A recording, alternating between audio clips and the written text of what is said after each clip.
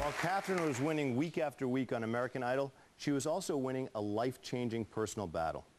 After you gave an interview to People magazine about your bulimia, you then lost your voice. Yeah. And you're talking about this story for the first time. We actually have a tape that you guys made about you could hear bulimia. a little bit of my voice. So we should take a look at it. Revealing personal struggles while you're in the public eye can be difficult.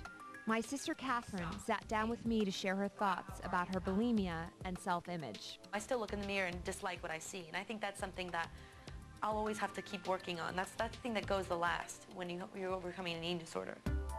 Did you feel nervous knowing that mom and dad are going to have to deal with this with the whole world knowing about their baby girl? You worry that they're going to think it's a reflection on them, that they were bad parents, and they were wonderful parents. I mean, I had a wonderful childhood, as you know. But we all have demons.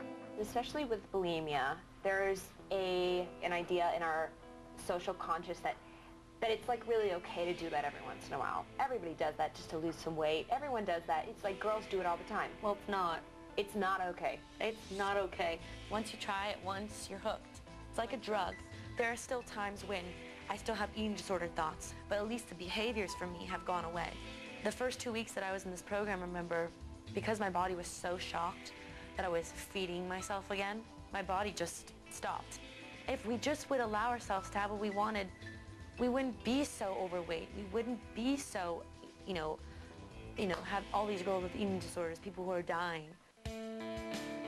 What advice do you have to a parent who's out there, to a sister who's out there, who's seeing their loved one struggle with this? I think for me the most important thing was for people to realize, regardless of whether you have an eating disorder or you're an alcoholic or you have drug addiction, to never give up.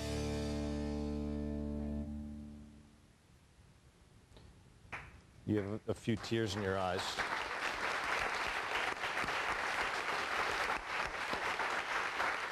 You got teary-eyed. Yeah.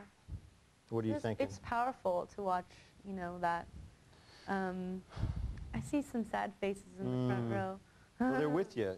They're with you in what you went through. Yeah. And what were you feeling when you watched the tape? Just, just the way you guys shoot it brings you back to like those thoughts and those days, when you just were struggling, and this is like how nothing else is more important than not eating or eating. It's like bulimia and anorexia is very similar, in the sense that it's controlling and it's a drug. It is a drug. It keeps you from your demons, as you said, for a time.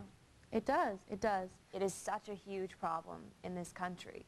And what's happening is that young women who have beautiful gifts, to give, aren't able to give them because of what people say about their outside, and I mean, it's very important to be healthy, and there's healthy ways of going about everything, but it makes me sad because it takes away their own spark.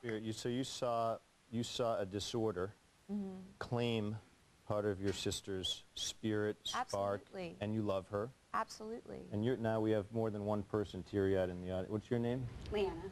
Leanna. Yes. This moves you as well. Well, it really moves me because thank you for sharing your story. For a long time, it was a secret for me. And when I finally asked for help, that's when my life changed. I have such an amazing life now. I too went to treatment. Unfortunately, it took 2 times, but you know what? If that's all it takes, I'm still young and, I'm successful, and it really, needing to ask for help is the only way to go. And you suffered with bulimia, did you, or anorexia? Anorexia. I have to tell you, by the way, that we're like a family here in a certain way, because it's my core belief that when people do what you've done, which is to share your pain and the truth about your life, you change lives. Right. People never connect because they read the first 3 lines of their resumes to each other. Right. Okay? This is what I'm doing then. They connect because somebody with courage, in the middle of the biggest moment, and I just want to take a second here, in the middle of the biggest moment of your life, with people saying, we want to give you a record contract, we want you to be in films, you say, first let me be human. and see if I can help some people. And I think that's amazing. So you're our idol here. Just amazing. Honestly. We'll be right back.